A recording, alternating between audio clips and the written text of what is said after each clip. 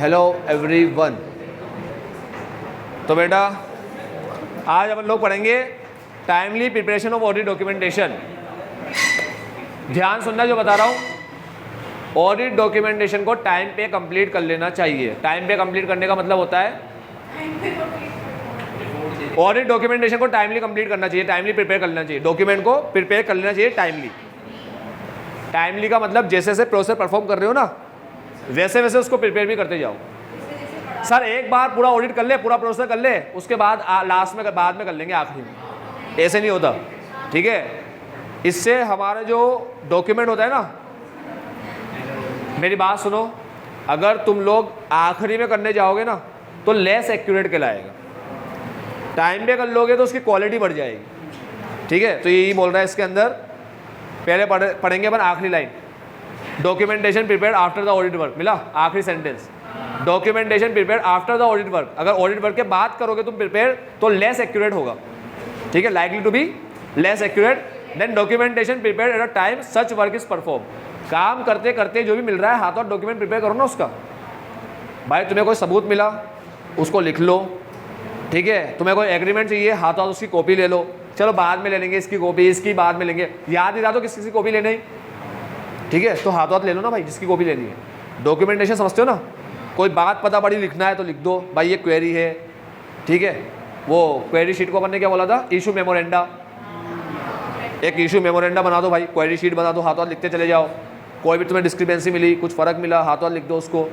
ठीक है, उसके बाद तुम्हें कोई एविडेंस मिला, कोई ऐसा बिल मिला जो चढ़ा हुआ नहीं है, उसका हाथों हाथ वो ले लो तुम लोग। ठीक है, सॉफ्ट कॉपी ले लो उसकी, मोबाइल में फ़ोटो खींच लो या तो उसका, या फिर उससे बोलो इसका प्रिंट आउट दे दे हमें, जिसका प्रिंट आउट चाहिए सब ले लो। कोई एग्रीमेंट वगैरह तुम्हें मिला हाथों उसकी कॉपी ले लो, फोटो कॉपी ले लो उसकी। समझ गए? इसे बोलते हैं डॉक्यूमेंट प्रिपेयर करना। प्रिपेयर करना समझ गए? डॉक्यूमेंट प्रिपेयर करना क्या होता है? असेंबल अलग होता है, असेंबली अलग होता है, प्रिपरेशन अलग होता है, दोनों में फ़र्क है। असेंबली तो मतलब वो फाइल जो तुम बनाते हो ना, एक एक पेज फाइल का तुम एक एक शीट बनाते हो, एक एक पेज बनाते हो। छोटी कक्षा में 11वीं 12वीं में तुम बनाते थे। ठीक है, तो फाइल बनाना अलग होता है, उसमें तुम कोई सा पेज बना सकते हो। पहले सीक्वेंस से चलना हो सीक्वेंस से चलो, कोई और बनाना और बना दो। फिर बाद में उसको असेंबल करना होता है, सीक्वेंस वाइज जमाना होता है, आगे एक इंडेक्स होता है। तो ऐसे जमती है अपनी फाइल ऑडिट की, आगे एक इंडेक्स होता है, फिर वो सारे पेपर जमाए जाते हैं बराबर के, भाई ये वर्किंग पेपर, ये पेपर, ये पेपर, ये पेपर, ऐसा पूरा जमाया जाता है, ऐसे पूरी फाइल बनाई जाती है। ठीक है, तो अब वो 5 फाइल हो सकती है, 10 फाइल हो सकती है, 15 फाइल हो सकती है। ठीक है, तो अब डिपेंड करता है कितने एविडेंस अपन ने ऑब्टेन किए, कितने डॉक्यूमेंट अपन ने किए, कितनी कितनी चीज़ों को डॉक्यूमेंट किया, उसके हिसाब से फाइलें बनती चली जाती है। ठीक है, तो ये बोल रहा है कि अगर टाइम पे प्रिपेयर करोगे तो टाइम पे प्रिपेयर करने से क्वालिटी बढ़ेगी, पहला क्वालिटी बढ़ेगी पहला। दूसरा, facilitate the effective review and evaluation. Review में हेल्प करेगा, रिव्यू को इफेक्टिव बनाएगा। ठीक है, और इवेल्युएशन को भी इफेक्टिव बनाएगा। किसके? रिव्यू और इवेल्युएशन को, ऑडिट एविडेंस के। ठीक है, उसके बाद 2 बात बोलता है यहाँ पर, 2 बात। डॉक्यूमेंटेशन अगर साथ साथ करेंगे, prepare after the audit prepare करेंगे तो लेस एक्यूरेट रहेगा। ठीक है, और eight a time such work is perform करेंगे, आफ्टर द ऑडिट करेंगे तो less accurate, eight a time करेंगे। ठीक है, तो एट अ टाइम करने का मतलब होता है टाइमली बेसिस पे करना। ठीक है, टाइमली बेसिस पे कंप्लीट करना, इसका मतलब होता है एट अ टाइम करना। ठीक है, और एट अ टाइम करने से हमें क्या फ़ायदे मिलते हैं? एट अ टाइम करने से क्वालिटी एनहेंस होती है, फैसिलिटेट करता है रिव्यू को और इवेल्युएशन को ऑडिट एविडेंस के। ठीक है, ऑडिट फाइल क्या है बेटा? कुछ भी नहीं है, वो जो डॉक्यूमेंट है ना तुम्हारे सारे। ठीक है, उस सारे डॉक्यूमेंट को तुमने एक फोल्डर में रख दिए। ठीक है, मतलब एक फोल्डर जो सारे डॉक्यूमेंट कंटेन कर रहा है तो ऑडिट फाइल कहलाएगी। सिंपल बात है, एक फोल्डर जो सारे डॉक्यूमेंट कंप्राइज कर रहा है, कंटेन कर रहा है, ठीक है, वो ऑडिट फाइल कहलाएगी। अब वो फोल्डर फिजिकल फॉर्म में भी हो सकता है। सर आपने कहा कि जो फोल्डर है, ठीक है, जो ऑडिट के डॉक्यूमेंट कंप्राइज करता है, फोल्डर जो ऑडिट के डॉक्यूमेंट कंप्राइज करता है, ये बोला आपने। और फिर बोला जो फोल्डर होता है ये किस फॉर्म में हो सकता है? फिजिकल और, ठीक है, किसी फॉर्म में हो सकता है, या दोनों ही फॉर्म में हो, कुछ फिजिकल और कुछ इलेक्ट्रॉनिक। अभी वो कंप्यूटर में बनता है ना फोल्डर, ठीक है, वो एक फोल्डर बना के अपन सारी फाइल चिपका देते हैं, फिर कंपनी का नाम लिख देते हैं, भाई ये कंपनी की ऑडिट के सारे इसमें डॉक्यूमेंट पड़े हैं, ठीक है, वही है बस। तो ऑडिट फाइल मतलब फोल्डर, फाइल मतलब फोल्डर, ये बात याद रखना, फाइल रिफर्स टू फोल्डर, ठीक है। अब फोल्डर बोलने से क्या आगे अपन एक वर्ड लगा देंगे, वन और मोर, क्योंकि हो सकता है एक फोल्डर हो या एक से ज़्यादा फोल्डर हो, तो वन और मोर फोल्डर्स और अदर स्टोरेज मीडिया। देखो हमेशा एक बात याद रखना, किसी भी चीज़ के अपन डिफाइन करने से पहले उसको समझते हो है क्या, तो फाइल का मतलब फोल्डर हुआ, तो अपन फाइल को फोल्डर के नाम से एक्सप्रेस करेंगे, ठीक है।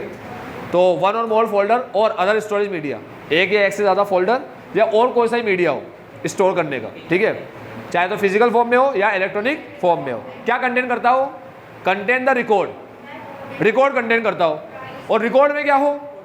ऑडिट डॉक्यूमेंटेशन, मतलब सीधे से नहीं बोल रहा कि ऑडिट डॉक्यूमेंट कंटेन कर रहा हो, ऐसे बोल रहा है रिकॉर्ड कंटेन कर रहा हो, रिकॉर्ड में ऑडिट डॉक्यूमेंटेशन हो, ऑडिट के डॉक्यूमेंट हो, सब सिंपल सी भाषा में। Containing the record that comprise the audit documentation for a specific engagement, ठीक है।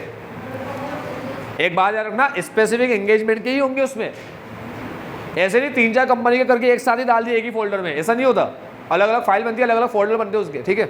चलो अब ये कह रहा है इलस्ट्रेशन नंबर 2 में नहीं पढ़ेंगे, क्या कह रहा है नहीं पढ़ेंगे, आ जाओ, नहीं असेंबली पढ़ेंगे पहले, तो फिर पढ़ेंगे इलस्ट्रेशन नंबर 2, याद दिला देना, याद रहा तो पढ़ लेंगे, ठीक है। अरे मैं भूल गया, मान लो मैं आगे पढ़ाता चला गया तुम्हें और तुम भी धुन में पढ़ते चले गए। Assembly of the final audit file, करें स्टार्ट। भाई असेंबली समझ लो क्या होता है, अब वो सारे डॉक्यूमेंट को जमाएंगे और एक फाइल में रखेंगे और फाइल में लिख देंगे इस कंपनी की फाइल, ठीक है, इसे असेंबली बोलते हैं। अब प्रिपरेशन कब होता है? ड्यूरिंग द ऑडिट होता है ना, प्रिपरेशन कब होता है? और असेंबली होता है after the report date, report date के बाद और 60 दिन के अंदर अंदर। ये SQC 1 में पढ़ा था अपन ने, 11 चैप्टर के अंदर, हाँ हाँ हाँ लेशन में पढ़ा था। SQC 1 के अंदर अपन ने पढ़ा था, क्या पढ़ा था कि रिपोर्ट डेट के बाद, ठीक है, 60 दिन के अंदर अंदर अपन को कंप्लीट करना, असेंबल करना होता है। असेंबल, असेंबल में फर्क समझो बात को बेटा, डॉक्यूमेंटेशन का प्रिपरेशन और डॉक्यूमेंटेशन का, ऑडिट डॉक्यूमेंटेशन का असेंबली, उसकी प्रिपरेशन और उसकी असेंबली दोनों अलग अलग चीज़ें। तुमसे अगर MCQ में पूछ ले प्रिपरेशन कब करना है, तो ड्यूरिंग द ऑडिट करना है, वो ऑप्शन में याद क्या देगा प्रिपरेशन के अंदर, ऑडिट डॉक्यूमेंटेशन को प्रिपेयर करना है 60 दिन after the audit date, report sorry date of audit, अरे यार after the report date, report date के बाद 60 दिन में करना है, ऐसे लिख देगा वहाँ पर MCQ में। तुम बोलोगे हाँ हाँ 60, सही कह रहा 60 दिन, अरे 60 दिन नहीं, प्रिपेयर तो कब करना है? ड्यूरिंग द ऑडिट, समझ गए, समझ गए। लेकिन असेंबली की बात आएगी तो असेंबली करना है अपन को, auditor share assemble the audit documentation the audit file, audit documentation को ऑडिट फाइल में असेंबल करना, ठीक है। तो ऑडिटर को ये असेंबल करना चाहिए and complete the administrative process of assembling the final audit file on a timely basis. ऐसे बोल रहा है इस लाइन में, पहली लाइन में, कि ऑडिटर को ऑडिट फाइल में ऑडिट डॉक्यूमेंटेशन को असेंबल करना चाहिए, ठीक है, ऐसे असेंबल, ऐसे ऑडिट डॉक्यूमेंटेशन और ऐसे ऑडिट फाइल, ठीक है। ऑडिट डॉक्यूमेंटेशन को ऑडिट फाइल में असेंबल करना चाहिए, ठीक है। और पहली बात तो ये बोलता है करना चाहिए, और ये काम कब तक हो जाए? और कंप्लीट करना चाहिए एडमिनिस्ट्रेटिव प्रोसेस को, ठीक है, और फाइनल ऑडिट फाइल का, ये ऑडिट फाइल का जो एडमिनिस्ट्रेटिव प्रोसेस है ना, ऑडिट फाइल का एडमिनिस्ट्रेटिव प्रोसेस जो है, इसे टाइमली बेसिस पे कंप्लीट करना चाहिए after the date of auditor report, report की डेट के बाद टाइमली बेसिस। अब रिपोर्ट की डेट के बाद टाइमली बेसिस है 60 दिन, क्योंकि वो SQC 1 ने बताया, ठीक है, समझ गए अभी टाइमली बेसिस क्या है। अब ये वर्ड आता है एडमिनिस्ट्रेटिव प्रोसेस। अब ये क्या है बेटा? एडमिनिस्ट्रेटिव प्रोसेस वो होता है जो ऑडिट प्रोसेस नहीं होता, एडमिनिस्ट्रेटिव प्रोसेस वो होता है जो ऑडिट प्रोसेस नहीं होता। यानी तुम्हारी रिपोर्ट बन चुकी है ना, बन गई रिपोर्ट, अब मुझे बताओ, एक बार रिपोर्ट बन गई, तुमने अपना कंक्लूजन दे दिया उसके अंदर, ठीक है, कंक्लूड कर दिया तुमने, ओपिनियन दे दिया, ओपिनियन रिपोर्ट के अंदर, अब जमाने का काम चलेगा, अब कोई ऑडिट का काम नहीं है। तो तुम्हारा जो काम है ना असेंबल करने का, जमाने का काम, उसे एडमिनिस्ट्रेटिव प्रोसेस बोलते हैं, विच इज नॉट एन ऑडिट का कोई प्रोसेस परफॉर्म नहीं करना। अब एक बात याद रखो, रिपोर्ट डेट के बाद कोई भी ऑडिट के प्रोसेस नहीं होते, और तुम कर भी लोगे तो मानिए नहीं है, वो वैलिड नहीं है। वो तुम बाद में तुम बोलो यार मेरे को डाउट हो रहा है यार, पेपर देने के बाद तुम्हारी गलती वलती कुछ भी आए, अभी कुछ मान्य नहीं है वो। तुम एक शीट खुद लेकर आओ, सर हम घर से पेपर लाए, आप भले हमारी शीट मत दो, आप बस उसके साथ अटैच कर देना सप्लीमेंट्री की तरह, पॉसिबल है क्या? 3 घंटे के बाद वेट कर, वहाँ तुम टाइम पास कर रहे हो, एक खुद के घर से लाए हुए पेपर पे लिख रहे हो तुम लोग और दे रहे हो, कुछ काम का है क्या? नहीं। ठीक है, पेपर लेने के बाद तो जिंदगी खत्म। ठीक है बेटा, तेरे साथ तो कुछ भी, अरे एक्सेप्शन और हाँ हाँ क्या मैं बोल रही हूँ ना, आपको बताया नहीं था मैंने। हाँ बताया था हाँ बताया था मेरे को याद है, बताया हाँ बताया था बेटा। चलो मेरी बात बताया, मैं कह तो रहा हूँ इनको, अरे इनको बोलने दे कुछ भी। मेरे साथ जब मुझे बताया तूने, मैं कह रहा हूँ हाँ बताया था, सिंपल हो गई बात। इसके साथ एक लड़की बैठी थी, उसको पेपर दे दिया उन्होंने वापिस।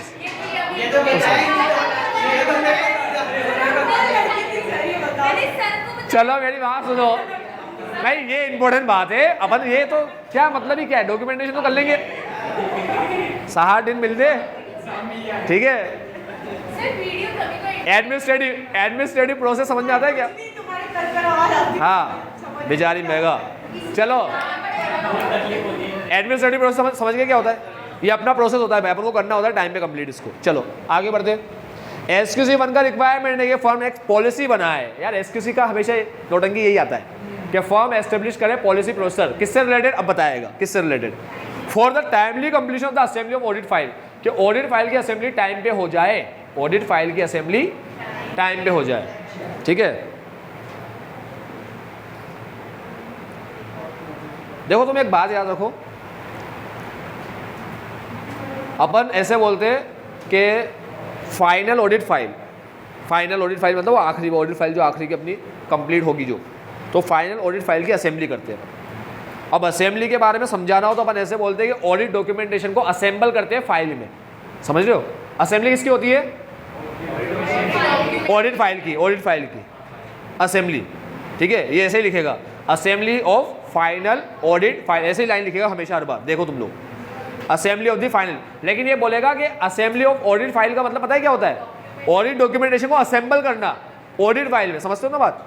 तो ऑडिटर को असेंबल करना चाहिए ऑडिट डॉक्यूमेंटेशन को ऑडिट फाइल में, इसी को ही बोलते हैं अपन assembly of final audit file. तो बोलता है कि SQC1 ऐसे पॉलिसी प्रोसेस बनाए कि टाइमली कंप्लीशन हो, ठीक है। और टाइमली कंप्लीशन का मतलब होता है not more than 60 days after the date of auditor report. Auditor report समझ गए ना तुम लोग? वो आखिरी दिन जब ऑडिटर ने अपना काम पूरा खत्म कर दिया, ठीक है, और रिपोर्ट अपनी बना दी, ठीक है। Completion of the assembly of the audit file after the date of auditors report बता रहा है। देखो एडमिनिस्ट्रेटिव प्रोसेस का मतलब क्या होता है? रिपोर्ट के बाद करने वाले सारे काम ही एडमिनिस्ट्रेटिव प्रोसेस में आते हैं। वो फाइल को असेंबल करने वाला काम जो होता है ना, वो एडमिनिस्ट्रेटिव प्रोसेस कहलाता है। That does not involve the performance of new audit processor. इसमें न्यू ऑडिट प्रोसेसर का परफॉर्मेंस नहीं आता, और अब तुम कर भी सकते, ठीक है। और ना ही तुम अपने कंक्लूजन को चेंज कर सकते हो, मतलब तुम कोई नया कंक्लूजन ड्रॉ, खत्म, वो तो खत्म, ऑडिट तो खत्म हो चुकी बेटा। ये तो अब तुम्हारा काम है, पर्सनल काम, एडमिनिस्ट्रेटिव प्रोसेस है। समझ गए? एडमिनिस्ट्रेटिव प्रोसेस मतलब तुम्हारा जो फर्म है ना उसका प्रोसेस है, जिसकी तुम ऑडिट कर रहे हो उससे लेना देना। अब मान लो ये बोलता है चेंजेस कर सकते हैं क्या ऑडिट डॉक्यूमेंटेशन में? नहीं, ऑडिट डॉक्यूमेंटेशन को सिर्फ असेंबल करना होता है। तुम बोलो यार डॉक्यूमेंट में थोड़े चेंज कर दूं, थोड़े एविडेंस ये हटाकर ये डाल दूं, अब ये नहीं होगा। जो एविडेंस तुमने ले लिए बस उसका ही क्या होगा अब? डॉक्यूमेंटेशन। समझ गए? ठीक है। लेकिन तुम चेंज कर सकते हो अगर वो चेंज एडमिनिस्ट्रेटिव नेचर का है। एडमिनिस्ट्रेटिव नेचर मतलब भाई अपना फर्म से रिलेटेड है, अपना ऑडिट, अपना CA फर्म से रिलेटेड, अपनी फर्म से रिलेटेड है। मतलब उनको क्या क्या मेंटेन करना चाहिए, पॉलिसी के हिसाब से कैसे रखना चाहिए उसको, कहाँ पर अपन को साइन करना चाहिए, ऐसी चीज़ें तुम कर सकते हो। कहीं पे तुम्हें साइन करना है वो कर सकते हो, ठीक है। कुछ चीज़ों को तुम्हें जोड़ना है, मिलाना है, अलग करना है, सॉर्टिंग करनी है, कोलेटिंग करनी है, ये कर सकते हो। समझ गए तुम क्या कर सकते हो? ये एडमिनिस्ट्रेटिव प्रोसेस से रिलेटेड काम कर सकते हो। तो तुम ऐसे चेंज कर सकते हो जो एडमिनिस्ट्रेटिव से रिलेटेड है। समझ गए? उसके अलावा तुम कोई चेंज नहीं कर सकते। तुम नए नए डॉक्यूमेंट एविडेंस लेकर आ रहे हो, ठीक है, पुराने एविडेंस तुम हटा रहे हो, ये सारी चीज़ें नहीं कर सकते। हाँ, हटाना है तुम्हें तो सुपरसीडेड हटा सकते हो तुम लोग, ठीक है। चलो, तो लिखा है देखो पहले पॉइंट में, डिलीटिंग और डिस्कार्डिंग सुपरसीडेड डॉक्यूमेंटेशन। समझते हो ये बात बेटा? ये दिमाग में फिट करना कि तुम्हारा काम कंप्लीट होने के बाद ना तो तुम कोई नया एविडेंस ला सकते हो, ना तुम पुराना हटा सकते हो। तुम हटा सकते हो सुपरसीडेड वाले को। तो अब तुमने जो असेंबली करने जा रहे हो तो तुम ऐसे डॉक्यूमेंट को जमा रहे हो, तो तुम्हें कोई सुपरसीडेड मिला, भाई इसकी जगह पे अपन ने इसको रिप्लेस किया था, तो तुमने जो रिप्लेस किया था तो रिप्लेस्ड वाला है जिसको हटाना है, उसको हटा सकते हो तुम उस टाइम। पहले नहीं हटाया ना तुमने, तो उस टाइम पे हटा सकते हो, क्योंकि वो एडमिनिस्ट्रेटिव प्रोसेस है। समझ गए? कोई नया ला रहे हो, पुराने को हटा रहे हो, ऐसे काम नहीं कर सकते। नया ऑलरेडी तुम्हारे पास था, पहले कलेक्ट किया हुआ था, पुराना तुमने हटाया नहीं था, तो वो हटा सकते हो तुम लोग। समझ गए क्या कह रहा हूँ? रिपोर्ट के बाद कुछ नया ला रहे हो, पुराना हटा रहे हो, ऐसा काम नहीं कर सकते। रिपोर्ट के बाद नहीं कर सकते ये काम। समझ गए? तुमने क्या किया था, रिपोर्ट के पहले तुम एक डॉक्यूमेंट लाए थे और एक को तुम्हें हटाना था, रिप्लेस करना, तुमने नहीं किया उस टाइम पे, तो अभी कर सकते हो तुम वो काम, वो अभी कर सकते हो रिप्लेसमेंट वाला काम। समझ गए? क्योंकि वो एडमिनिस्ट्रेटिव प्रोसेस का पार्ट है। लेकिन तुम बोलोगे रिपोर्ट के बाद ही नया कलेक्ट करूँ डॉक्यूमेंट और नया रखूँ और पुराना हटाओ, ये रिपोर्ट के बाद नहीं होगा। नया ला रहे हो, पुराना हटा रहे हो, नया ला रहे हो, पुराना हटा, ऐसे नहीं होगा। तुम कुछ ऑडिट रिपोर्ट के पहले नया लाए थे, कोई डॉक्यूमेंट लेकर आए थे और तुम्हें कुछ हटाना था उसकी जगह पे, तुम्हें अच्छा मिल गया एविडेंस और तुम्हें एक एविडेंस हटाना है उसकी जगह पे, तुमने हटाया नहीं उस टाइम पे, तो तुम उसको रिपोर्ट के बाद हटा सकते हो। लेकिन तुम बोलोगे रिपोर्ट के बाद कुछ नया लाएंगे, वो नहीं कर सकते। समझ गया तुम बात क्या कह रहा हूँ? डिलीटिंग, डिस्कार्डिंग, सुपरसीडेड डॉक्यूमेंटेशन को हटा सकते हो, डिलीट कर सकते हो, ठीक है। सॉर्टिंग कर सकते हो तुम लोग कि भाई ये प्लान डेटर के सारे प्रोसेसर के एविडेंस को अलग करेंगे, क्रेडिटर के अलग करेंगे, इसके अलग करेंगे, पीपीई के अलग करेंगे, ऐसा कर सकते हो। कोलेटिंग कर सकते हो कि भाई पीपीई का और उसका साथ में रखेंगे, डेप्रिसिएशन का, और ट्रेड रिसीवेबल का सेल का साथ में रखेंगे, ठीक है, और परचेज का और ट्रेड पेबल का साथ में रखेंगे, ऐसा कोलेटिंग कर सकते हो। कोलेटिंग, सॉर्टिंग कर सकते हो, कोलेटिंग कर सकते हो, क्रॉस रेफरिंग वर्किंग पेपर कर सकते हो तुम लोग कि भाई इसका रेफरेंस यहाँ मिल जाएगा तुम्हें, क्रॉस रेफरेंस, क्रॉस टेली कर लो तुम लोग, ठीक है। साइनिंग ऑफ, साइन कर सकते हो किसी चेक लिस्ट पे, तुमने चेक लिस्ट बना रखी है असेंबली की कि भाई पहले ये करेंगे, फिर ये करेंगे, फिर ये करेंगे, फिर ऐसा करेंगे, ऐसे पूरा असेंबली की पूरे चेक लिस्ट बना रखी है तुम। चेक लिस्ट समझते हो ना, ये काम मेरे को करने हैं, तो उसमें तुम साइन कर सकते हो कि सारे चेक लिस्ट पे हो गए ना टिक, तो फिर तुम साइन कर दो, साइन कर सकते हो। भाई एडमिनिस्ट्रेटिव प्रोसेस है ये कर सकते हो ना तुम लोग, ये तुम्हारे फॉर्म से रिलेटेड काम है, ये कोई क्लाइंट से रजिस्टर थोड़ी है इसका, तुम्हारा साइन वाइन करना है इसका, ये सब करना। और documenting audit evidence that the auditor has obtained, discuss and agreed with the relevant member of the engagement team before the date of auditors report. क्या मतलब? ये लास्ट पॉइंट समझा दो।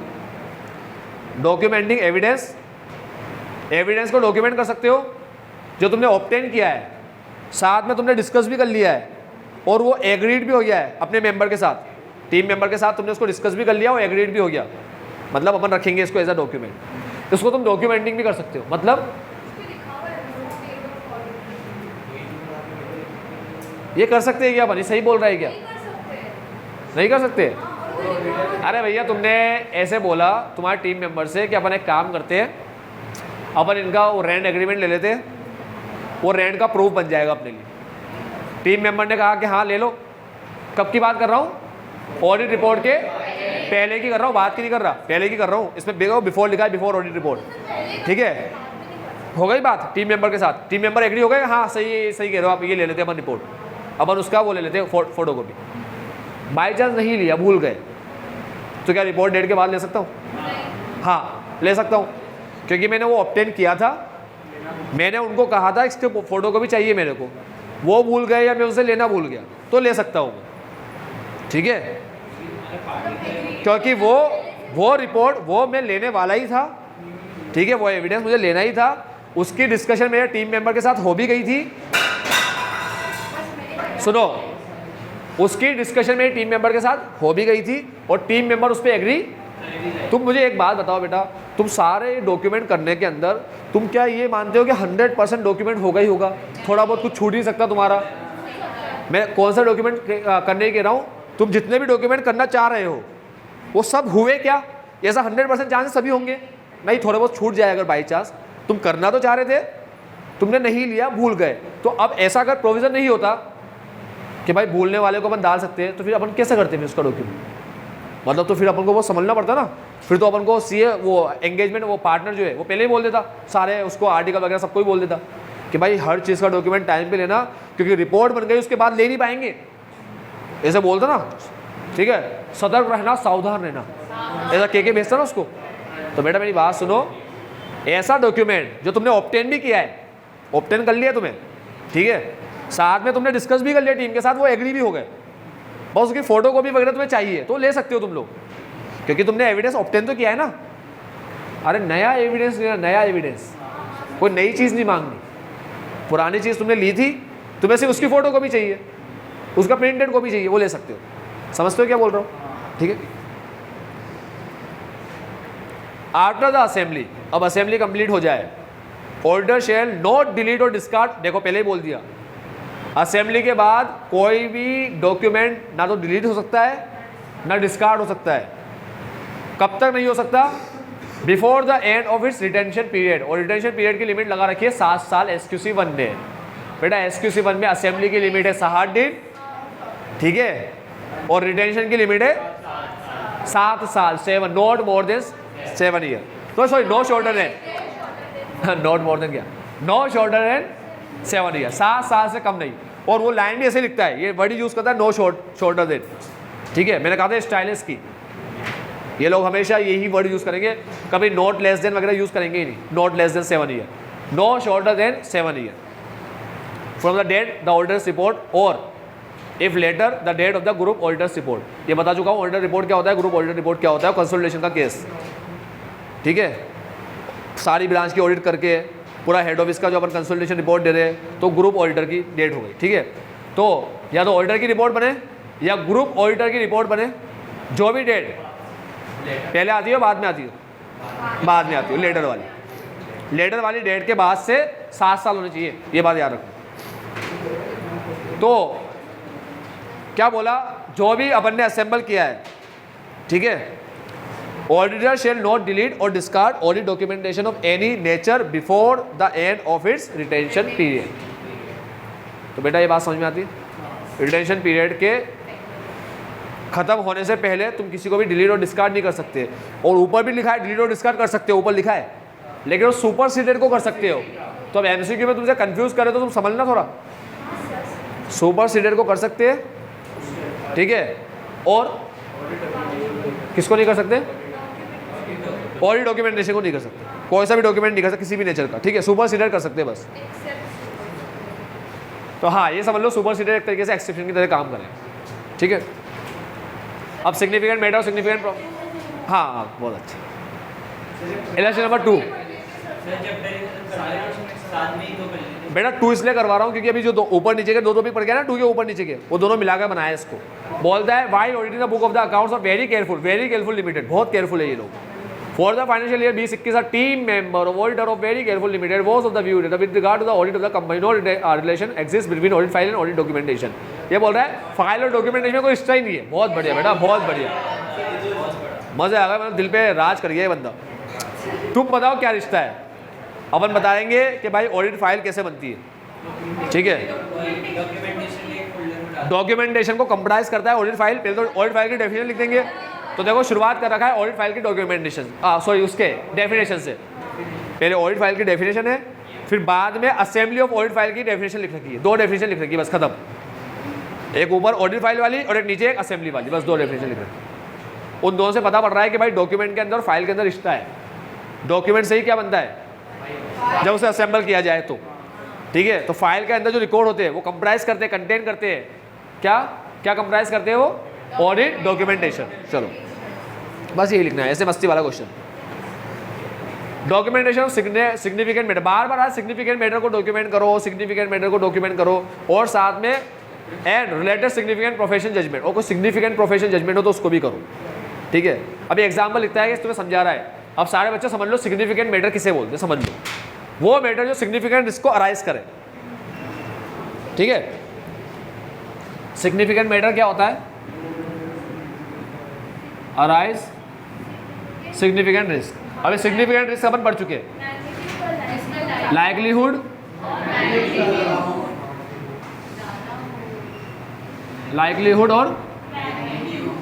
मैग्नीट्यूड, ये दोनों ज़्यादा हो, वो सिग्निफिकेंट रिस्क कहलाता है। तो कोई भी तुम्हें ऐसा मेटर दिख रहा है ना जो सिग्निफिकेंट रिस्क पैदा कर रहा है कि भाई बहुत खतरा है इसके अंदर, ठीक है, यानी कि लाइक्लीहुड और मैग्नीट्यूड ज़्यादा है फ्रॉड और एरर के, ठीक, तो वो अपने लिए सिग्निफिकेंट मेटर कहलाएगा। सिग्निफिकेंट मेटर के एग्जाम्पल दे रखे उसने, किस किस को बोलते हैं? पहला MMS, मटेरियल मिसस्टेटमेंट, ठीक है, और दूसरा रिवाइज, तीसरा क्या है?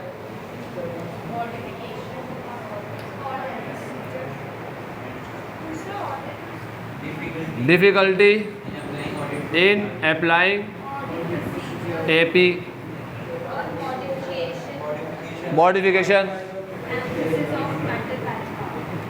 मॉडिफिकेशन, एम्फेसिस ऑफ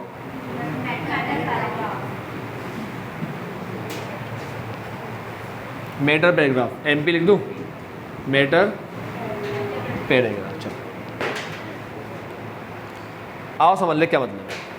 ये अपन को एग्जाम्पल देके रखे, एग्जाम्पल इन्होंने कि भाई तुमने कोई प्रोसेस परफॉर्म किया और उससे तुम्हें क्या पता पड़ा?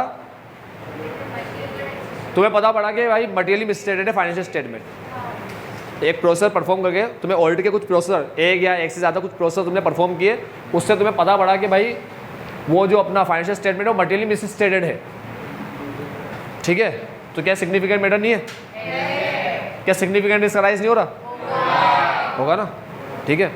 अब दूसरे में बोलता है, पहले में बोलता है, लाइन पढ़ लेता हूँ पहले की, अभी जो बताया इसका मटेरियल मिसस्टेटमेंट का, result of the audit process indicating that, अपन ने ऑडिट प्रोसेस परफॉर्म किया, वो क्या इंडिकेट करे? पहला कि financial statement could be material मिसस्टेटेड हो सकती है। अरे है नहीं, एविडेंस से पता पड़ गया है, तो अब तो है तो क्या करोगे तुम उसमें? हो सकती में रिस्क होता है कुड में, ठीक है, कुड मटेरियली मिसस्टेटेड। अब दूसरा, या फिर a need to revise the auditors previous assessment of risk, अगर मुझे रिस्क रिवाइज करना है। अब ये रिस्क रिवाइज अपन ने 50 बार पढ़ लिया, 50 बार।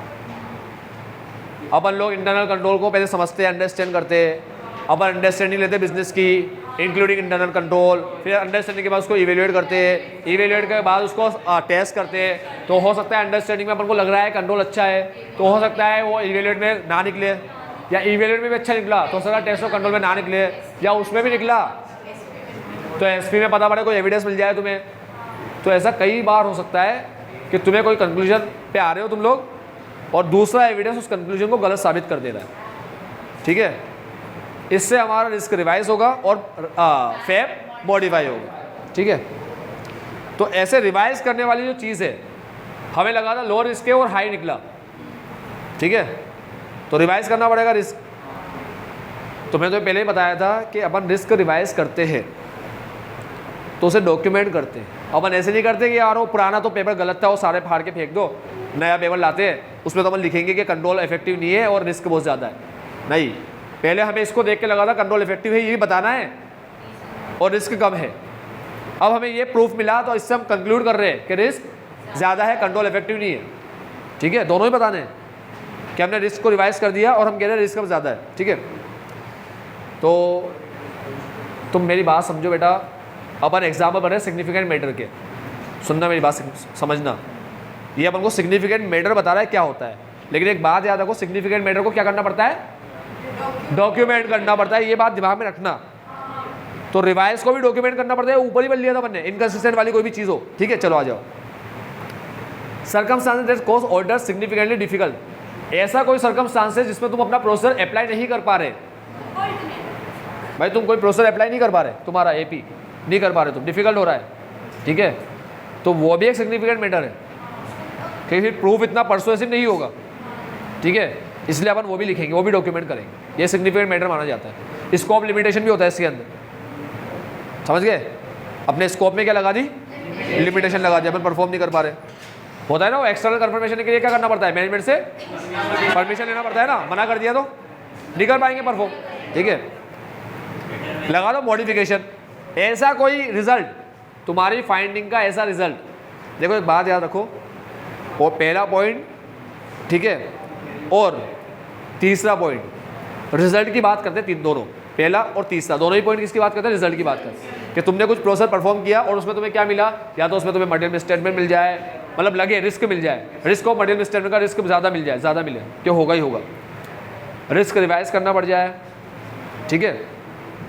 एक काम करते हैं, इसको MMS ना लिखकर हाई रोम बोल देता हूँ, हाई रो, मतलब मटेरियल मिसस्टेटमेंट का रिस्क बहुत ज़्यादा मिल जाए, वो सिग्निफिकेंट मैटर है, ठीक है। रिस्क रिवाइज करना पड़ जाए, तुमने कोई प्रोसेस परफॉर्म किया, उससे तुम्हें पता पड़ा कि यार रिस्क ज़्यादा है, रिवाइज करना पड़ेगा, कम है, रिवाइज करना पड़ेगा, जो भी है, ठीक है। और तुमने कोई प्रोसेस परफॉर्म किया, उससे तुम्हें लग रहा है कि तुम्हारी रिपोर्ट तुम्हें कैसे देनी पड़ेगी, मॉडिफाइड रिपोर्ट देनी पड़ेगी, या तुम्हें उसमें एम्फेसिस ऑफ मैटर पैराग्राफ डालना पड़ेगा। अब ये क्या होता है, ये अपन रिपोर्ट वाले सेक्शन में पढ़ेंगे, समझ गए। तो ऐसा केस भी खराब होता है, मतलब सिग्निफिकेंट मैटर होता है ये, ठीक है।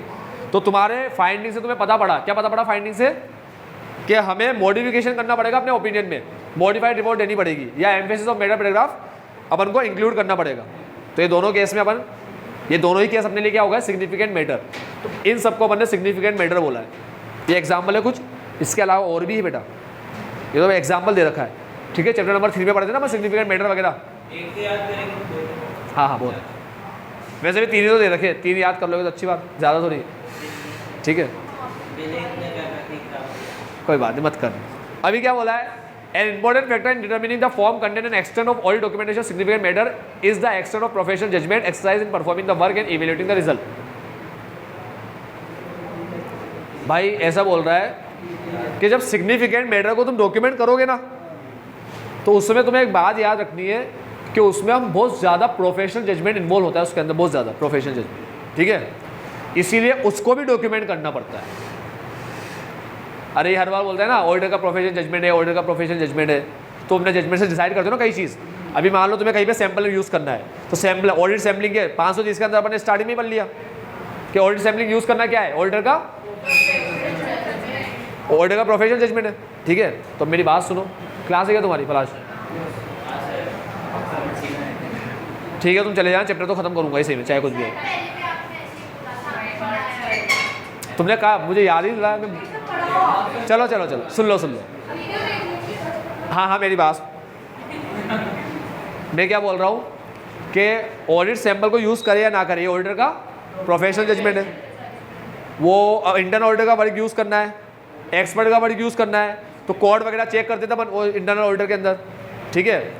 तो ये सब चीज़ चेक तो करेंगे अपन, लेकिन उसके बाद भी कितना यूज़ करना है, क्या करना है, प्रोफेशनल जजमेंट है नहीं है। तो कई जगह पे अपन प्रोफेशनल जजमेंट लेते हैं। तो ये बताओ कि भाई ऑडिट सैम्पलिंग यूज़ करने में जो प्रोफेशनल जजमेंट लिया, मतलब प्रोफेशनल जजमेंट यूज़ किया, कि हम क्या करेंगे, ऑडिट सैम्पलिंग यूज़ करेंगे, तो ये यूज़ करने वाले कंक्लूजन पे कैसे आए, ऑडिट सैंपल को यूज़ करने वाले कंक्लूजन पे कैसे आए, क्या तुम्हारे दिमाग में आया। क्या हर जगह ऐसे लिखूंगा, सैम्पलिंग यूज़ करी बाय अप्लाइंग प्रोफेशनल जजमेंट, ये काम किया बाय अप्लाइंग प्रोफेशनल जजमेंट, ये काम किया। अब तुम्हारे भाई केस वेस चल रहा है, तुमने अच्छे से काम नहीं किया, तुमने कहा ये पकड़ो, वो फाइल देखिए सब में लिखा है प्रोफेशनल जजमेंट, प्रोफेशनल, तुमने कहा देखो कितना प्रोफेशनल जजमेंट यूज़ किया है, भर भर के प्रोफेशनल जजमेंट तो इतना यूज़ किया है पूछो ही मत, हर जगह बस प्रोफेशनल जजमेंट ही यूज़ कर रहे हैं, देखो कितना यूज़ किया है। अरे भाई लिखना पड़ता है क्या, प्रोफेशनल जजमेंट ऐसे तो नहीं लिखेंगे अपन, पीजे पीजे पीजे पीजे, ठीक है। अपन को बताना पड़ता है कि मैंने अगर ऑडिट सैम्पलिंग को यूज़ किया तो उस टाइम में मेरे दिमाग में क्या बात आई, किस बेसिस पे कंक्लूजन, बेसिस पे कंक्लूजन यानी कि प्रोफेशनल जजमेंट का डॉक्यूमेंटेशन, समझ गए, किस बेसिस पे कंक्लूजन पे आया। तो कंक्लूजन का जो बेसिस है वही को अब उसको डॉक्यूमेंट करना, यानी कि प्रोफेशनल जजमेंट को डॉक्यूमेंट करना, समझ गए अभी बात, कंक्लूजन के बेसिस को डॉक्यूमेंट करना यानी प्रोफेशनल जजमेंट को डॉक्यूमेंट करना। अभी इतना बात समझ में आती है, ठीक है, लिख लेना, कहीं पे भी लिखना हो। बोलता है documentation of the professional judgement made where significant, professional judgement का डॉक्यूमेंट करो, serves to the explain the auditors conclusion and to reinforce to make stronger the quality of the judgement. तुम अगर जजमेंट को डॉक्यूमेंट करोगे ना तो उसकी quality बढ़ जाएगी, लगेगा कि हाँ यार बंदे ने सही से प्रोफेशनल जजमेंट लिया होगा, ठीक है। Such matter are of a particular interest to those responsible of for reviewing audit documentation. अब याद है किसके काम आता है ये सब, ये डॉक्यूमेंटेशन, ये सिग्निफिकेंट मैटर वाला, प्रोफेशनल जजमेंट वाला किसके काम आता है, रिव्यू करने वाले बंदा यही देखता है, रिव्यू वालों को सिग्निफिकेंट मैटर प्रोफेशनल जजमेंट से मतलब होता है, समझ गए? ठीक है, गलती वहीं की होगी ना यार सबसे ज़्यादा, ठीक। इंक्लूडिंग दोस्त carrying out subsequent audit, subsequent audit कोई भी करेगा, अपनी टीम का कोई भी मेंबर करेगा अगली बार, तो वो भी वो देखेगा कौन कौन से सिग्निफिकेंट मैटर मिले थे पिछली बार। When reviewing matter of continuing significance, ठीक है, तो सिग्निफिकेंट मैटर में से अपन ये देखेंगे कंटिन्यूइंग सिग्निफिकेंस वाले कौन से जो अभी भी चलेंगे, कंटिन्यू रहेंगे वो, ठीक है। ये एग्जाम्पल ले रहा है, when performing a retrospective review of accounting estimate, बस लास्ट खत्म। सुनो, अकाउंटिंग एस्टिमेट का रेट्रोस्पेक्टिव रिव्यू करेंगे, मतलब वो अकाउंटिंग एस्टिमेट जो है ना, वो पहले जो एस्टिमेट किया था, फेयर वैल्यू एस्टिमेशन वगैरह निकाला, तो उसके बेसिस क्या थे, क्योंकि मैनेजमेंट इस बार भी करेगा ना वो काम, तो पहले का बेसिस अगर वैलिड होगा तो अपन को यकीन हो जाएगा कि भाई इस बार भी क्या होगा, बेसिस वैलिड होगा, इस बेसिस पे इसने एस्टिमेट किया था, ठीक है, ये बात समझ गए। तो प्रोफेशनल जजमेंट को अकाउंट करना होता है। अभी प्रोफेशनल जजमेंट को डॉक्यूमेंट करना मतलब समझ गए, तुम किसी कंक्लूजन पे आए तो किस बेसिस पे आए, तुम किसी कंक्लूजन पे आए तो किस बेसिस पे आए, उसको डॉक्यूमेंट कर दो, उसे ही प्रोफेशनल जजमेंट को डॉक्यूमेंट करना बोलते हैं। समझ लो ये बात। पलाश जा, जाओ तनीषा जाओ, अयास पढ़ाऊंगा, टेंशन मतलब पढ़ाऊंगा। अब क्या बोलता है, देखो एग्जाम्पल में लिखता है, देखो तुम्हें एग्जाम्पल में लिखता है basis for the auditors conclusion, बेटा पढ़ो, basis for the auditor conclusion लिख लो। प्रोफेशनल जजमेंट का मतलब ही ये होता है, क्या, बेसिस फॉर द ऑडिटर्स यानी कि प्रोफेशनल जजमेंट, ठीक है। On the reasonableness of area of subjective judgement, भाई वो मैनेजमेंट सब्जेक्टिव जजमेंट लेता है ना, ठीक है, सुन रहे हो कि नहीं सुन रहे? मैनेजमेंट क्या लेता है, सब्जेक्टिव जजमेंट, सब्जेक्टिव समझते हो ना, वो पॉलिसी वगैरह सेलेक्ट करना, एस्टिमेट करना, सब सब्जेक्टिव होते हैं, ठीक है। और ऑब्जेक्टिव का मतलब जैसे भी सेल करी 1 लाख की, तो वो 1 लाख के इनवॉइस के बेस पे सेल को रिकॉर्ड कर देना, वो ऑब्जेक्टिव कहलाता है। क्योंकि कोई भी होगा सब ऐसे ही रिकॉर्ड करेंगे, लेकिन एस्टिमेट में firm to firm, person to person differ करता है। सब्जेक्टिव उसे बोलते हैं जो पर्सन टू पर्सन डिफर करे, बस इतना याद रखना। सब्जेक्टिव उसे बोलते हैं जो पर्सन टू पर्सन, ये हमेशा याद रखना सब्जेक्टिव के बाद, हमेशा, ठीक है। तो ऑडिटर ने कहा कि मैनेजमेंट का जो जजमेंट है ना वो रीजनेबल है। भाई इस कंक्लूजन पे किस बेसिस पे आया है मेरे वो ऑडिटर?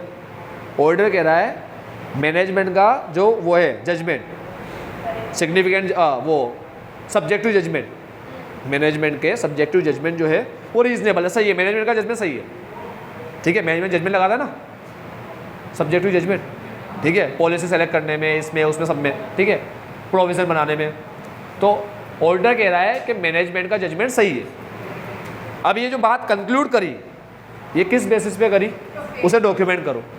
इसे प्रोफेशनल जजमेंट को डॉक्यूमेंट करना कहलाता, ठीक है। एक एग्जाम्पल मैंने और लिख दिया, मटेरियल लेवल सेट करने में अपन आते हैं ना कि भाई इतना अमाउंट अपन सेट करेंगे, तो किस बेसिस पे आए कि इतना अमाउंट सेट करना है, ठीक है। फिर आता है वापस हो, आगे बार बार यही लाइन लिखेगा, basis four auditors conclusion, basis four auditors conclusion, समझे बात को, ठीक है। ये प्रोफेशनल जजमेंट की बात कर रहा है। तुम किसी डॉक्यूमेंट को देख के कह रहे हो ये ऑथेंटिक नहीं है, तो किस बेसिस पे कह रहे हो बताओ? तुम किसी डॉक्यूमेंट की ऑथेंटिसिटी के बारे में ऐसा बोल रहे हो कि ऑथेंटिक नहीं है, ये कंक्लूड कर दिया तुमने, ये कंक्लूजन दिया तुमने, तो ये कंक्लूजन किस बेसिस पे दिया उसे भी डॉक्यूमेंट करो। यानी कि अरे पहले तुम समझो मैं तुम्हें पढ़ा क्या रहा हूँ, मैं तुम्हें पढ़ा रहा हूँ प्रोफेशनल जजमेंट के एग्जाम्पल कि डॉक्यूमेंट कैसे करते हैं। तुम कह रहे हो कि मैनेजमेंट के एस्टिमेट सारे सही है, तो किस बेसिस पे कह रहे हो? तुम कह रहे हो कि डॉक्यूमेंट जो तुम्हें मिले हैं वो ऑथेंटिक नहीं है, वो सही नहीं है डॉक्यूमेंट, किस बेसिस पे कह रहे हो? तुम मटेरियल लेवल ये सेट किया, किस बेसिस पे किया? अब मेरी बात सुनो, अब मेरी बात सुनो, एक बात सुनना, हम जहाँ जहाँ प्रोफेशनल जजमेंट अप्लाई करते हैं ना, जहाँ जहाँ अप्लाई करते हैं, ठीक है, वो हर सिग्निफिकेंट जगह पर किस बेसिस पे हमने किया वो काम, किस बेसिस पे हमने कंक्लूड किया, ठीक है, वो सबको सिर्फ लिखना होता है। यानी कि साधारण भाषा में हर प्रोफेशनल जजमेंट को अपन को डॉक्यूमेंट करना होता है। तो तुम जहाँ जहाँ पर भी प्रोफेशनल जजमेंट पढ़ते हो, क्या वो सैम्पलिंग में लेना पड़ता है, यहाँ लेना पड़ता है, मटेरियलिटी में लेना पड़ता है, इसमें लेना पड़ता है, उसमें लेना पड़ता है, इन सबको क्या करना है अपन को? रिकॉर्ड। तो तुम्हारे पास एग्जाम्पल की कमी थोड़ी है, अरे जहाँ जहाँ प्रोफेशनल जजमेंट पढ़े हो सबका एग्जाम्पल लिख दो ना यहाँ पर, जरूर नहीं ये लिखना, ये इसने बोला जो, ठीक है, इसने 2 बोला, इसने तो कई बोले, मैंने 2 याद रखे। कौन कौन से 2? कि भाई तुम मैनेजमेंट के जजमेंट को सही बता रहे हो, किस बेसिस पे? तुम मटेरियलिटी लेवल सेट कर रहे हो, किस बेसिस पे? तुम कह रहे हो ये जो रिकॉर्ड डॉक्यूमेंट अपन को मिला है ये ऑथेंटिक नहीं है, किस बेसिस पे, ये बताओ, ठीक है। उसके बाद कंप्लीशन मेमोरेंडा, नहीं मेमोरेंडम, कंप्लीशन मेमोरेंडम और ऑडिट डॉक्यूमेंटेशन समरी। अभी याद है क्या करते हैं अपन, ऑडिट डॉक्यूमेंटेशन की समरी बनाते हैं। पूरा चैप्टर पढ़ लिया, अब समरी बनाओ। समरी बनाने में कुछ नहीं करते, इंपॉर्टेंट पॉइंट्स को लिख देते चैप्टर के। तो ऑडिट डॉक्यूमेंटेशन की समरी बना रहे हो तो सारे सिग्निफिकेंट मैटर को लिख दो, बस खत्म। और उसको तुमने कैसे एड्रेस किया, बस दो चीज़ लिखनी है, तुम्हें क्या क्या सिग्निफिकेंट मैटर मिले और तुमने उसको ऐसे एड्रेस किया। समरी में बस ये दो चीज़ होती है। कोई मुझे ऑडिट समरी क्या है, एक बात यार ना, ₹1,00,000 की लाइन, चलो लगा लो, टिकी लगा लो। वो कंप्लीशन मेमोरेंडम और ऑडिट डॉक्यूमेंटेशन पे ऊपर हेडिंग पे टिक लगा लो, अच्छे सर्कल बना लो, लाइन बना लो। कंप्लीट मेमोरेंडम को चांद तारे फूल पत्ती सजा लो। कंप्लीशन मेमोरेंडम को चांद तारे फूल पत्ती से सर्कल बना के ऐसे सब कुछ डिजाइन बनाओ सारी वहाँ पर। भाई ऑडिट डॉक्यूमेंटेशन की समरी का नाम है कंप्लीशन मेमोरेंडम, समझ रहे हो तुम लोग। वो तुमसे पूछ ले what is mean by completion memorandum, तुम बोले यार ये क्या है, ऑडिट डॉक्यूमेंटेशन की समरी। बच्चा क्या करता है, वो समरी वर्ड पढ़ते ही वो पढ़ने लग गया नीचे का टेक्स्ट, वो ये वर्ड देखना भूल गया या उसके ध्यान से उतर गया, हाँ चांददारी में कंप्लीशन मेमोरेंडम क्या आ गया, ये कौन सी बला है। समरी बनाने से कुछ फायदा है क्या? जब बच्चा चैप्टर की समरी बनाता है ना तो बच्चा चैप्टर में ढूंढता है पहले कि क्या क्या चीज़ इंपॉर्टेंट होती है, ठीक है। वो इंपॉर्टेंट चीज़ को बच्चा इंपॉर्टेंट चीज़ को कंसीडर करता है कि भाई ये इंपॉर्टेंट है, ये इंपॉर्टेंट है, ठीक है। दूसरा उसको कोई पढ़ रहा है तो उसको हेल्प मिल रहा है पढ़ के समरी को, पूरा चैप्टर समझ में आ रहा है उसके, है ना। तो देखो क्या लिखा है, पहला point, facilitate effective and efficient review and inspection, है ना। रिव्यू करने वाले को फायदा होगा, इंस्पेक्शन और रिव्यू करने वाले को, particularly for large and complex, समझाने की जरूरत नहीं ना। मैं असिस्ट ऑडिटर्स कंसिडरेशन और सिग्निफिकेंट मैटर, भाई तुम कंसिडर करोगे ना, ये कंसिडर करने में हेल्प करेगा। जब तुम सारे डॉक्यूमेंट को देख के समरी बनाने जाओगे ना तब तुम ये देखोगे कि भाई मुझे क्या क्या मेरे लिए सिग्निफिकेंट है उसमें, तब देखेंगे अपन, तब पता पड़ेगा हाँ यार ये इंपॉर्टेंट चीज़ है, ये इंपॉर्टेंट चीज़ है, ये इंपॉर्टेंट चीज़ है, ये इंपॉर्टेंट है। तो सिग्निफिकेंट मैटर को कंसिडर करने में हेल्प करता है। समरी की वजह से हम कंसिडर कर पाते, देख पाते, सिग्निफिकेंट मैटर को ढूंढ पाते, है ना। चलो, help the auditor to consider whether there is any individual relevant ऐसे objective that the auditor can not achieve. इसमें तुम्हें ये भी पता पड़ जाएगा कौन से स्टैंडर्ड का ऑब्जेक्टिव तुमने अचीव नहीं किया, ठीक है, जिसकी वजह से अपने ओवरऑल ऑब्जेक्टिव को अफेक्ट करेगा वो। That would prevent the auditor from achieving the overall objective of the auditor. आएगी ना बात, किसी भी ऐसे का ऑब्जेक्टिव अगर तुमने अचीव नहीं किया तो तुम्हें रोकेगा, वो प्रिवेंट करेगा ओवरऑल ऑब्जेक्टिव को अचीव करने में, यानी कि तुमने फिर ओवरऑल ऑब्जेक्टिव को भी अचीव नहीं किया फिर, ठीक है। 200 पे आ जाएगी बात। ओनरशिप, कौन मालिक होता है डॉक्यूमेंटेशन का? Audit documentation is property of auditor, owned by auditor, ठीक है। Property of auditor, owned by auditor. SQC 1 ने कहा है ये बात, unless otherwise specified by law और रेगुलेशन। लॉ और रेगुलेशन कुछ अलग बात बोले, ठीक है, कुछ अलग बात ना बोले तब तक audit documentation is property of the, ₹1,00,000 की लाइन है, ऐसे ही लिखना है, सेम डिट्टो, ठीक है। और ये लाइन एसक्यूसी 1 में वहाँ पढ़ चुके हैं उस चैप्टर के अंदर।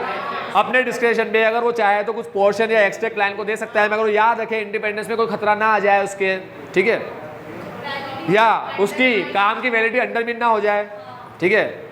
Does not undermine the validity of the work perform और in the case of assurance engagement. Assurance engagement में क्या हो जाए, the independence of the auditors और इस पर्सनल, इंडिपेंडेंस और उसका और उसके पर्सनल का इफेक्ट ना हो जाए, ये ध्यान रखना। तो तुम इतना शेयर कर सकते हो क्लाइंट के साथ जिससे अपना इंडिपेंडेंस वगैरह अफेक्ट ना हो, खत्म।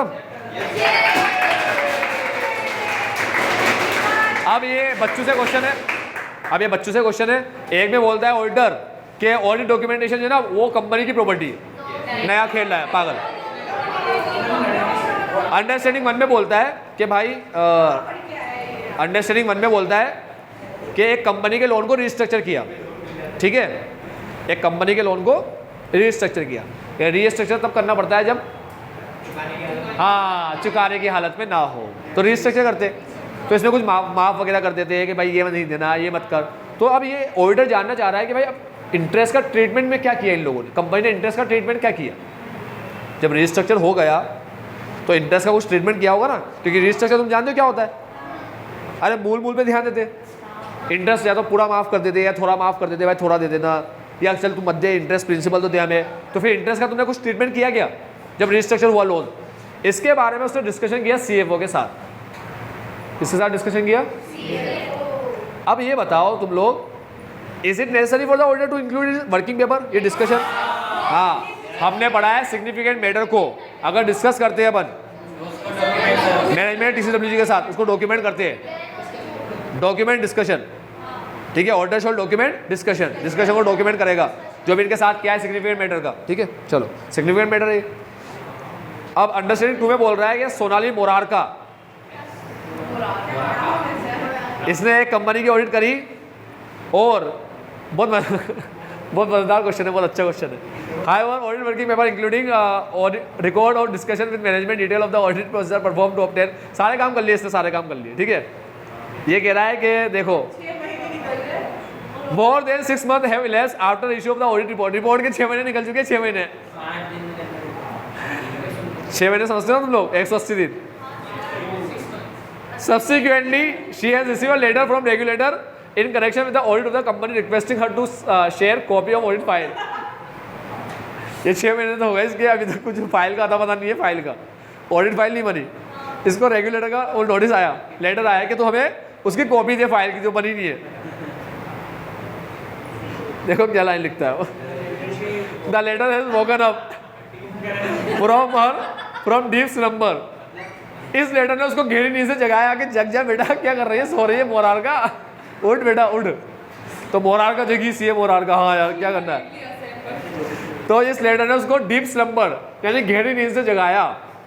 स्लम्बर थोड़ा एक अच्छा वर्ड है, टेक्निकल वर्ड है, मतलब स्लीप का, स्लीप स्लम्बर मतलब स्लीप होता है, ठीक है। हाँ स्लम्बर का मतलब स्लीप और डीप स्लम्बर मतलब गहरी नींद। She हरीडली assembled audit. अब याद है क्या किया उसने, मोरार ने देखो क्या किया भाई, हरीडली असेंबल, वो बहुत स्पीड से असेंबल कर रही है फाइल। अब तुम जानो जल्दी का काम किसका होता है, जल्दी काम कर रहा है, ठीक है। वो जल्दी काम में बिगड़ सकता है काम। एंड इंसर्टेड, देखो क्या किया, हरकत देखो क्या किया। अब देखना, बहुत इंपॉर्टेंट बात बोल रहा हूँ, बहुत इंपॉर्टेंट बात, फोकस करना। And inserted some more paper, और पेपर भी इंसर्ट कर दिए which were necessary. However she put current date on this inserted paper, उस पर करंट डेट डाल दी, डलती नहीं है करंट डेट, ये बात याद रखना। And the copy of audit file was sent to regulator, और यही फाइल रेगुलेटर को भेज दी। The issue involve, discuss the issue involve in context of audit documentation.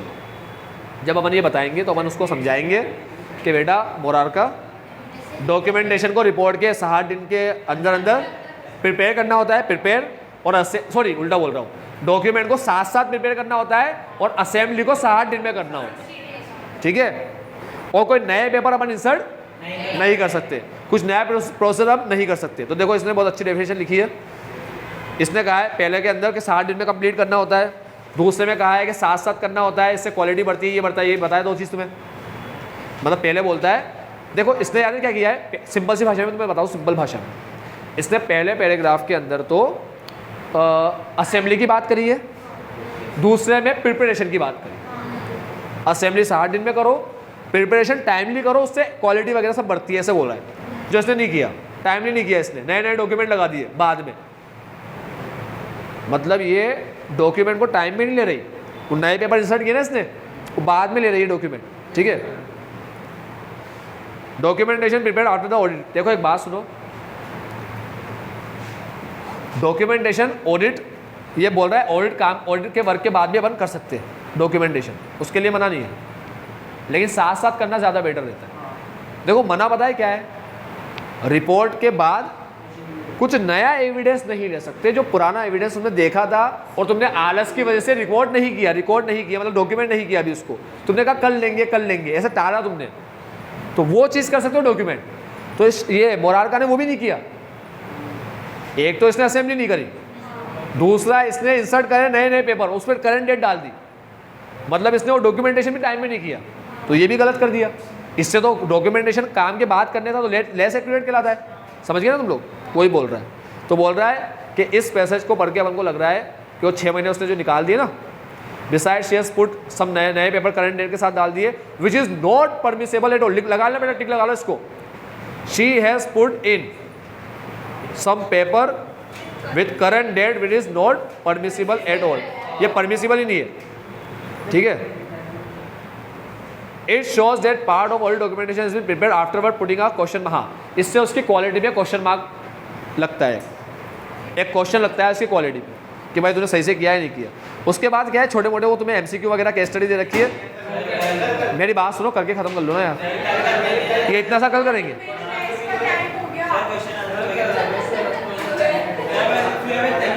पढ़ लो, 2 मिनट लगेंगे बेटा, पढ़ ले। 5 मिनट का है, 5 मिनट का, 5 मिनट का है, 5 मिनट का क्वेश्चन आंसर सब मिलाकर कह रहा हूँ, 5 मिनट का। Work relating to verification of revenue was assigned to Mohit in audit program, however it is being perform by Rohit actually. बेटा एक काम मोहित को दिया था, वो रोहित कर रहा है, कर सकता है क्या? एक काम मोहित को असाइन किया था, वो रोहित कर रहा है, दिया मोहित को तो कर रोहित रहा है, कर सकता है? कोई मजबूरी आ जाए तो मोहित नहीं कर पाएगा, तो भी नहीं कर सकता, तो कर सकता है, ठीक है।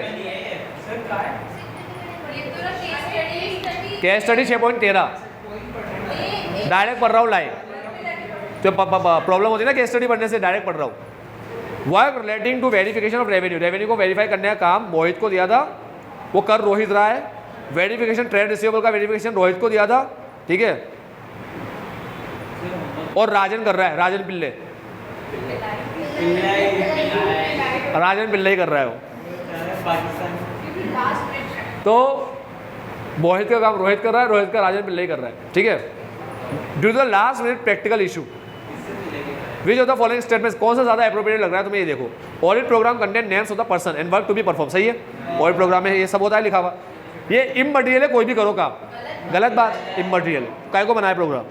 Audit program was already prepared, only person assign specific responsibility can perform those duties, वही करेगा, कोई नहीं करेगा, अरे नहीं कर सकता मान लो, ठीक है।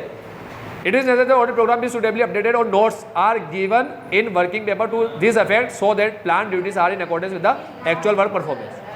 ये कह रहा है कि it is necessary that the audit program be suitably updated.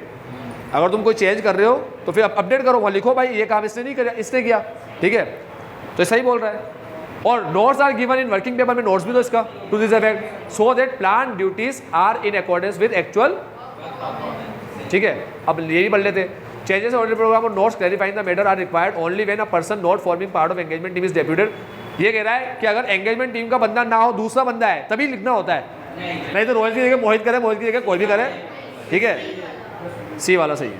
As regard materiality, as regard which of the following statement most appropriate in consideration of the audit documentation? Materiality has already been determined, there is no need to put it, material को कोई working paper में लिख नहीं, गलत।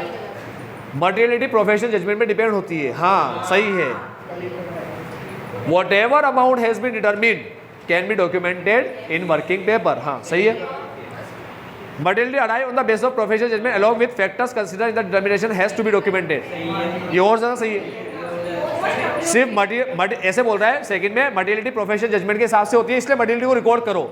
Third बोल रहा है materiality के प्रोफेशनल जजमेंट को भी करो, देखो अपन ने वहाँ लिख दिया था ना पॉइंट, मैं तो पहले ही बोल दिया प्रोफेशनल जजमेंट के एग्जाम्पल में तुम कुछ भी लिख सकते हो, ठीक है, लेकिन सिग्निफिकेंट होना चाहिए वो। Materiality has been arrived upon professional judgement is also depend upon professional judgement of auditor whether he was, materiality professional judgement से आता है तो उसको रिकॉर्ड करना भी प्रोफेशनल जजमेंट में डिपेंड होता है, मतलब ऑडिटर को चाहे तो कर सकता है डॉक्यूमेंट। अरे गलत है, सी सही है इसका, चलो सी हो गया 2 बार। अब देखते हैं as regard team's assessment that risk of material misstatement is low, है ना, team's assessment risk of material statement low, तुमने लो रिस्क असेस किया। Which of the following statement is odd one relating to documentation of risk, तुम्हें कौन सा odd लग रहा है, अलग से लग रहा है। Discussion among engagement team member and detail of significant decision reach has to be documented, हाँ सही है तो बात। Detail of risk assessment process have to be documented, हाँ। Detail about how understanding of each component of internal control was obtained has to be documented. चलो ये भी सही है कि भाई इंटरनल कंट्रोल के कंपोनेंट को लिखना होता है ना, कंपोनेंट वो कंट्रोल रिस्क वगैरह। Precise calculation of risk has to be documented, precise calculation को जो तुमने रिस्क की प्रिसाइज कैलकुलेशन करी है, ठीक है, उसको डॉक्यूमेंट करना होता है। पहले तो बताओ रिस्क की प्रिसाइज कैलकुलेशन होती है क्या, तो डॉक्यूमेंट कैसे होगा, सर बिल्कुल एग्जैक्ट, इतना पॉइंट इतना रिस्क है, ठीक है, 52.98% रिस्क है, बिल्कुल प्रिसाइसली बता दिया। ऐसा पॉसिबल है क्या? ठीक है। CA Shobit is responsible for attending physical inventory count of the company. Which of the following is not true? Not true बताना है. In this regard relating to the audit documentation. Date on which physical inventory count process was attained by him should be documented. हाँ सही है. It may also include photograph of that date showing his attendance of inventory counting process at a particular location. बोला photograph भी होना चाहिए उसका count के साथ। ठीक है, देखते हैं आगे क्या लिखा है। Detail of test counting undertaken should form part of, हाँ सही है, तुमने टेस्ट काउंट किया उसका पार्ट होना चाहिए। Detail of obsolete goods found should form part, हाँ सही है, तुम्हें ऑब्सोलीट मिला वो भी पार्ट होना चाहिए। Report showing that stock conform to quality control standard, देखो पहले में बोलता है कि तुमने ऑडिट किया उसका एक फोटो खिंचवा कर सबूत के लिए रख लो, सही है, ठीक है। दूसरे में किया तुमने टेस्ट काउंट किया उसका भी एक सबूत रख लो, तुम्हें कुछ ऑब्सोलीट मिला उसका भी सबूत रख लो। फिर अभी लास्ट में बोलता है report showing that stock confirm the quality standard, हमारा स्टॉक क्वालिटी स्टैंडर्ड को कंफर्म करता है, जो भी हमारा क्वालिटी स्टैंडर्ड है या फिर वो ISI वगैरह जो है ना, एक मार्क वगैरह, ये सबको कंफर्म करे। इसका फाइनेंशियल स्टेटमेंट से कोई लेना देना है क्या? अपन को मतलब ये ऑपरेटिंग इफेक्टिवनेस है, तो एफिशिएंसी है, ठीक है, तो ये ऑपरेशन से रिलेटेड है, अपन को इससे मतलब, तो गलत क्या है? डी, इसको डॉक्यूमेंट नहीं करना अपन, स्टैंडर्ड क्वालिटी स्टैंडर्ड मीट करे नहीं करे अपन को मतलब नहीं उससे। As regard related party transaction which of the following should not be part of audit documentation. Management represent letter in this regard, management representation letter in this regard करेंगे ना record. Related party transaction policy उसकी record करेंगे ना, हाँ करेंगे। Documentation to show that the such transaction are at arm's length price, करेंगे या documentation to show that the such transaction are at close length price, क्या है क्लोज लेंथ प्राइस? ये फोकट नया लाया है, आर्म लेंथ पर है या नहीं है ये बताते, ये नहीं बताते आर्म लेंथ पे नहीं है क्लोज लेंथ पे, अलग ही मस्ती। बचा ही नहीं है तो कुछ भी, वो मैं रिवीजन करा दूंगा, मगर ये कर लो MCQ वीडियो में आ जाएगा, बचकाना है सारा। Which of the following statement is appropriately suited to preparation of audit documentation, को क्या सूट कर रही है कि ऑडिट डॉक्यूमेंटेशन को प्रिपेयर, देखो प्रिपेयर वर्ड है पहले सुन लो, असेंबली नहीं है। प्रिपेयर करेंगे साइमल्टेनियसली एज ऑडिट प्रोग्राम, सही है क्या? सही है। प्रिपेयर करेंगे 60 दिन में, प्रिपेयर करेंगे में information is required by regulator, जब रेगुलेटर मांगे तो प्रिपेयर करेंगे, तो करो ही मत प्रिपेयर, ये सब पागल है। चलो ए सही है। ऑडिट डॉक्यूमेंटेशन ओन बाई, इसमें बी सही है, एक में ए दूसरे में बी। चलो which of the following is least likely to be included in audit documentation of company engage in manufacturing and export. एक कंपनी जो मैन्युफैक्चरिंग एक्सपोर्ट का काम कर रही है उसमें लीस्ट लाइकली किसे अपन इंक्लूड नहीं, ऐसा कुछ जरूरी नहीं इंक्लूड करना ना करना। देखो previous year audited financial statement को इंक्लूड करेंगे डॉक्यूमेंट में, हाँ याद रखना बेटा, ये बहुत इंपॉर्टेंट क्वेश्चन है, इसको इंपॉर्टेंट टिक लगा लो, ठीक है।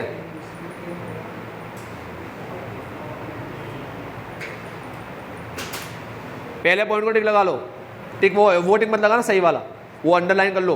प्रीवियस ईयर के ऑडिटेड फाइनेंशियल स्टेटमेंट को अपन वो करते हैं, डॉक्यूमेंट करते हैं। साथ में projected cash flow statement for next 12 month provided by management in support of going concern assumption. देखो एक बात याद रखना, जब गोइंग कंसर्न अजम्पशन पे खतरा होता है तब एक प्रोजेक्टेड कैश फ्लो बनाते हैं अपन 12 महीने का, ठीक है, वो उस खतरे से बचाने के लिए होता है। अगर गोइंग कंसर्न पे खतरा है तो एक प्रोजेक्टेड कैश फ्लो बनाता है मैनेजमेंट, ये बताने के लिए, ये प्रूफ देने के लिए कि हम कमज़ोर, हम झेल लेंगे, हम संभाल लेंगे, ऐसे से कैश आ जाएगा, ऐसे संभाल लेंगे हम लोग, और हमारा बिजनेस क्या रखेंगे हम, गोइंग कंसर्न, ठीक है। तो अजम्पशन को सपोर्ट करने के लिए, गोइंग कंसर्न अजम्पशन पे जब खतरा आता है तो उसे सपोर्ट करने के लिए प्रोजेक्टेड कैश फ्लो बनाया जाता है, तो ऑडिटर को उसे डॉक्यूमेंट करना होता है, ये बात याद रखो, टिक लगा लो इस लाइन को भी, कहीं लिखा हुआ नहीं है ये, ठीक है। ये दो चीज़ रिकॉर्ड करनी पड़ती है अपन को, पिछले साल के ऑडिटेड फाइनेंशियल स्टेटमेंट और ये चीज़, ठीक है।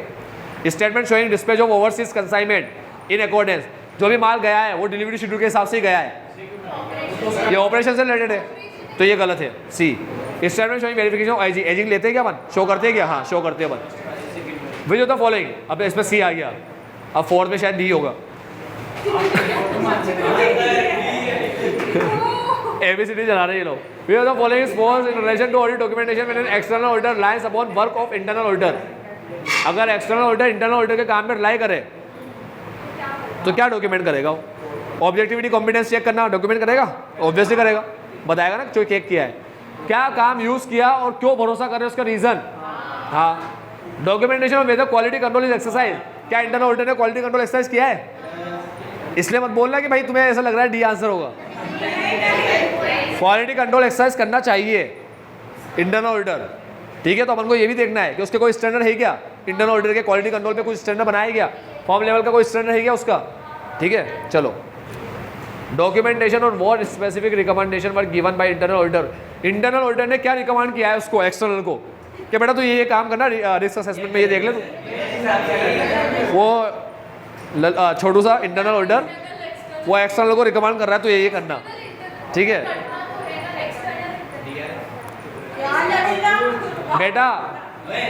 वो कुछ सजेस्ट कर सकता है, वो हम सुन लेंगे, हम लिखेंगे इंटरनल ने बताया था, उसने हेल्प करी सारे काम। हाँ, अरे दोनों ही एक दूसरे को बताते, तू ये काम कर दो इसका ध्यान रखना, वो कहता तू ये कर दो इसका ध्यान रखना। लेकिन अपन ऐसा तो लिखेंगे डॉक्यूमेंट में इंटरनल ऑडिटर ने बताया था, फिर हमने उसके बताने के हिसाब से काम किया। अरे ये मेरी बात सुनो, मैनेजमेंट सुबह इतने बजे आता है, ये बंदा मैनेजमेंट का, ये इतनी लेट आता है, ये 10 मिनट, ये सब लिखूंगा क्या मैं? मुझे बताओ, अभी वो उसने मुझे इंटरनल ऑडिटर ने ये बोल दिया इस चीज़ का ध्यान रखना काम करते वक्त, तो ये बोल दिया इसको भी डॉक्यूमेंट करूँ क्या? तुम थोड़ा लॉजिकल सोचो से डॉक्यूमेंट करना क्या होता है। अरे तुम एक सीए के हिसाब से सोचो कि मुझे कोई भी कुछ बात बोल देगा कि भाई इसका थोड़ा ध्यान रखना या इसको भी चेक कर लेना, तो मैं इनको भी रिकॉर्ड करता रहूँगा क्या? अरे भाई उसने मुझे कहा, मैंने उसके हिसाब से चेक कर लिया, कहने के हिसाब से मुझे कुछ मिला उसको रिकॉर्ड करूँगा, नहीं मिला तो गया भाड़ में। मैं ऐसे तो नहीं बोलूँगा कुछ मिलने पर कि इसने कहा था, अच्छा हुआ इसने कहा था, मुझे क्या मतलब है? करेक्ट इनकरेक्ट में बोलता है एज पर ऐसे 230 audit documentation the working paper are not the property of auditor. बहुत बढ़िया कहा है, बहुत अच्छा बोलते हैं। अब मेरी बात सुनो, एबीसी का स्टैट्यूटरी ऑडिटर है ए और ब्रांच ऑडिटर है बी, तो ए ने बी से रिक्वेस्ट करी कि भाई मेरे को तेरे डॉक्यूमेंट दे दे सारे, करेक्ट या इनकरेक्ट? बी रिक्वेस्ट करेगा, ए ने रिक्वेस्ट करा बी से कि बेटा मेरी बात सुनो, एक कंपनी का स्टैट्यूटरी ऑडिटर है ए, उसकी ब्रांच का ऑडिटर है बी, ठीक है। तो ए ने बी से कहा कि ला बेटा तेरे डॉक्यूमेंट दे मेरे को देखना है, ठीक है। करेक्ट या इनकरेक्ट? इनकरेक्ट। डॉक्यूमेंट सिर्फ ऑडिटर की प्रॉपर्टी है अनलेस, अरे इंटरनल ब्रांच ऑडिटर है भाई, समझो बात को। ए स्टैट्यूटरी ऑडिटर है, बी उसी कंपनी का ब्रांच ऑडिटर है, ब्रांच ऑडिटर, इंटरनल नहीं कह रहा हूं, समझ रहे हो? बी ब्रांच की ऑडिट करना है, ऐसी ब्रांच की ऑडिट, और ब्रांच में रिपोर्ट बनाकर देगा, ऑडिट रिपोर्ट ब्रांच की देगा, उससे डॉक्यूमेंट्स मांग रहे हैं, उसके पेपर मांग रहे हैं, वर्किंग पेपर, तो क्या ए मांग सकता है? नहीं भाई, उसका प्रॉपर्टी है वो, तो उसकी रिपोर्ट ले ले भले। तू मेरी बात सुन, वो ऑडिटर का वो सुनो मेरी बात सुनो, वो जो है ना ए ब्रांच का फाइनेंशियल स्टेटमेंट मांग सकता है, ऑडिटर की रिपोर्ट ले सकता है, लेकिन उसके डॉक्यूमेंट नहीं मांग सकता, क्योंकि डॉक्यूमेंट तो सिर्फ प्रॉपर्टी ऑडिटर की होती है, और अपनी इच्छा पे वो क्लाइंट को उसका थोड़ा बहुत कुछ हिस्सा एक्सट्रैक्ट, ठीक है, देना चाहे तो दे सकता है उसकी इच्छा से, लेकिन क्वालिटी अंडर भी ना हो, ठीक है, और इंडिपेंडेंस को अफेक्ट उसकी भी और उसके पर्सनल की भी, क्लाइंट की इंडिपेंडेंस आएगा क्या? अब थ्योरेटिकल क्वेश्चन जो है ना, उसमें से डायरेक्ट पूछ लेगा, डायरेक्ट। पहला बोला है फॉर्म कंटेंट से रिलेटेड 4 पॉइंट बता दो, फैक्टर ऑफ एक्टिंग, वो है ना साइंस कॉम्प्लेक्सिटी वाला, वो पर्पस का 2 पर्पस बता दो। ऐसा पर्पस है ना, हेल्प करता है, डीएसआर, रिव्यू, इंस्पेक्शन, ये वो वाले। ऑल डॉक्यूमेंटेशन क्या है, कुछ एग्जाम्पल से बता दो। ऑल डॉक्यूमेंटेशन समरी मैं फैसिलिटेट इफेक्टिव एंड इफेक्टिव, ये एक बात याद रखो, समरी में ये लाइन पढ़ी थी अपन ने, तो लाइन लिख देता है, इसका मतलब तुम्हें पूरा पैराग्राफ लिखना है। ये कैसा मस्ती है? मतलब ये जब तुमसे कोई पैराग्राफ लिखवाना चाहेगा ना, तो उसकी एक लाइन लिखकर एक्सप्लेन करने का बोल देगा, ठीक है, खत्म। ये चैप्टर कंप्लीट। आज के लिए इतना ही। बाबा take care, have a nice day. आपका दिन मंगल।